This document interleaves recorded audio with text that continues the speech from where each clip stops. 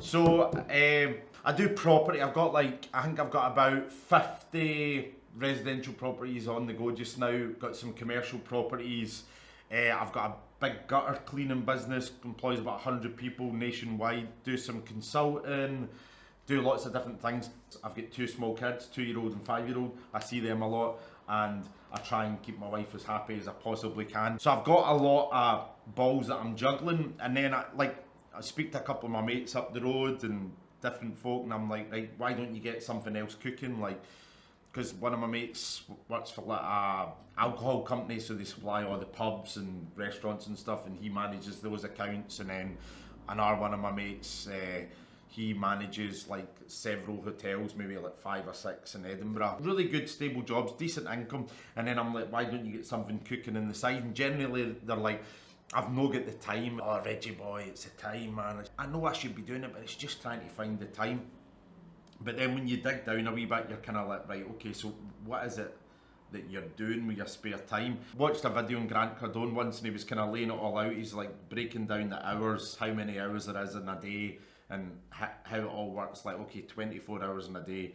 So let's say you sleep 7, and then my maths isn't the best, but let's just say that leaves 17 hours. You normally work 8 hours, including an hour lunch break. It's actually down to 9 hours, and the average commute's an hour. It's actually down to 8, but even if you put the commute at 2 hours, which I think is more realistic, that's actually down to 7 hours, so you kind of get 7 hours spare. Probably when you get home 5, 6 o'clock, maybe 5, 6.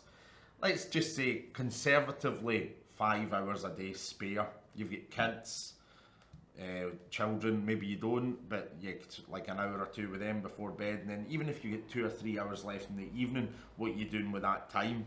I was playing poker with a bunch of guys the other night, and they were talking about different like TV series and different box sets. And, oh, have you seen that one? Oh, yeah, I'm on that one. Season 3. Oh, mate, like, because the thing is I didn't expect, yeah. And I'm sitting going, season 3, like, how many episodes have these got? It's like 12 episodes a season. Right, and you're on, and how much, what's an episode? That's about an hour, and then you're on season 3. No, I've just finished that. I'm on season 4, and I'm like, right, that's 36 hours, and that's like nearly a full week's worth of work in these box sets. And it's good entertainment. I go to the cinema and stuff like that, but if you're watching all these box sets and programs, it's like, look at the amount of time you're spending.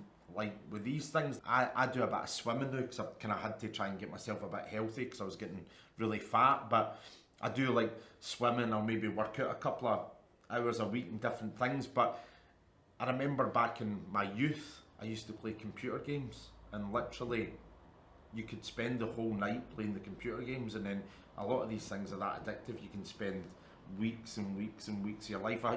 There was a computer manager game once, and I remember it actually had a log of the time that you'd spent playing it, and I had got to a point of like 3 weeks, and I was like, 3 weeks of my life wasted, because I'm like, I can't put it on my CV that I took like Stafford United from Division 4 to the Premiership and Championship manager in 2009 or whatever. It's not, it doesn't bring any value to my life, but it swallows up a lot of time. Or I did like 7 seasons of 24 box set. It's like, and it's the same guys I'm talking to are like, no, I've not got the time, Reggie boy. It's just trying to figure out the time, because it's not actually time. It's like they've not decided like they're going to go for it. They're going to try and do something, and a lot of them get bonuses. Like I was thinking about 3 guys. They'll get like between like maybe 7, like 6, 7, 8, 9 grand a year, and a single chunk bonus for like a year's performance. And one of the guys, I was up at the gym the other night when I was having a swim, and he works in risk management. Woo. He was like talking about he was getting like maybe 8 grand bonus this year or something. Like, oh, brilliant. I said, what are you going to do with it? Like, you're going to get a wee property, you're going to start something. He's like, no, bullshit. That needs, because that's, and then we're paying finance on that, like, blah, blah, blah. And it was kind of like the money he was going to get, he was going to square up debt and different things. Okay, fine. But then probably what's going to happen with that guy is next year he's going to just go into the same thing. They're going to do a couple of holidays, get another car, whatever, and it's like that 9 grand just disappears. What would be better to do is set it aside next year, get another 8-9 grand, and then he's got a deposit for a rental or start doing businesses. There was another guy, it was he was in the same health club, he's a policeman, so I was like, he was talking to me and we were kind of talking about like hours and different things, and he worked 4 days on, 3 days off. I said, like, what do you do in your 3 days off? He says, I install blinds, like windows. I was like, oh, here we go, that's not bad. So he works as a policeman 4 days, then he installs blinds the other days. And I thought, right, that's good. He's getting a supplement income coming in on his days off, so he's increasing his income, and he's probably making like 3, 4, 5 grand a year on top of his police wage. But in order for his police wage to increase that much, he probably has to work in the police for 3 or 4 years. So I thought, right, that's smart. And then he's like, yeah, but it's difficult because I can't really do, like, I can do a certain amount of work and then that's me.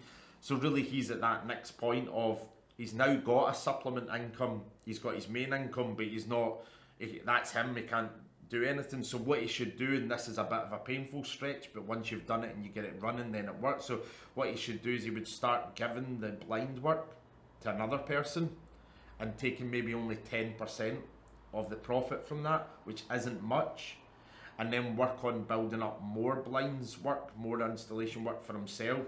So then he's got his police job 4 days a week, he's got somebody doing the blinds work at 10%, and then he starts doing his blind work. You probably need to do a little bit of advertising, website, Google, there's going to be a bit of a cost. But eventually what he would do is, if he can actually get it established so he's getting enough work coming through, again, he gives it to somebody else, again, 10% or whatever of the profit. So now he's got 2 guys giving him 10% of their profit, or 20%, whatever he can work out with them. Then he's got his blind works, then he's got his police income. Then maybe in year 2 or year 3 he's got enough money set aside, because I wouldn't spend any of the profit from the 2 guys doing the work for him or the money he's getting from the blinds work. He should just use his policeman's wage to run his life, and all the money he's making from these other areas, setting it aside, setting it aside, setting it aside. Now he's up to a point when he's got enough money he put into maybe like a wee flat or something. Even if you want, like, I wouldn't say, like, there's a few different schemes of how to do flats, like buy them and do them up, and then with an uplift and rent them and then take money out. But he's a policeman, he's got the blinds things going, he's probably not got time to renovate, so he would just buy a property in a good area with it that has got good rental and get that going, get on it like a interest only mortgage, so he's getting a bit of flow of money from that. He's got his blinds going, he's got 2 guys doing his blinds going, and then he's got the police thing. So then once he's built that up after 2 or 3 years, he's going to be a busy boy, but he can get to a point where he can then move out the police job, and then he's got a property, he's got a blinds business, he's got a couple other guys, and then he would build it up from there. It's definite. It's not like I see all this stuff on the internet, you know, sit at your laptop and make £10,000, you know, a day from, you just do it online and here's my course. And I've never met anyone that makes really good money, self-made guys that have made really good money from not working their backsides off. Like, I used to get up at 3 and 4 in the morning and go and clean gutters in Newcastle in a cherry picker truck with me and Stu and a labourer, and we'd sit and kind of argue who's driving and who's doing the work, and it was a nightmare. It was like me, Stu, my wife Sarah, Stu's wife Vicky, Max the dog, and their baby Amy, all in the one house and the business. And it's like, that's where we started off. Now Stuart's got like multi-million-pound wedding venues, we've got all these businesses, and so now we've got all these kind of businesses and driving about, and we've got nice cars and we're doing a lot of stuff. But for 8 years we worked our absolute backsides off, and I don't really know any other way. Even all these guys you see that are doing really well, that are making big bucks, have put in the hours, and that's what it's about.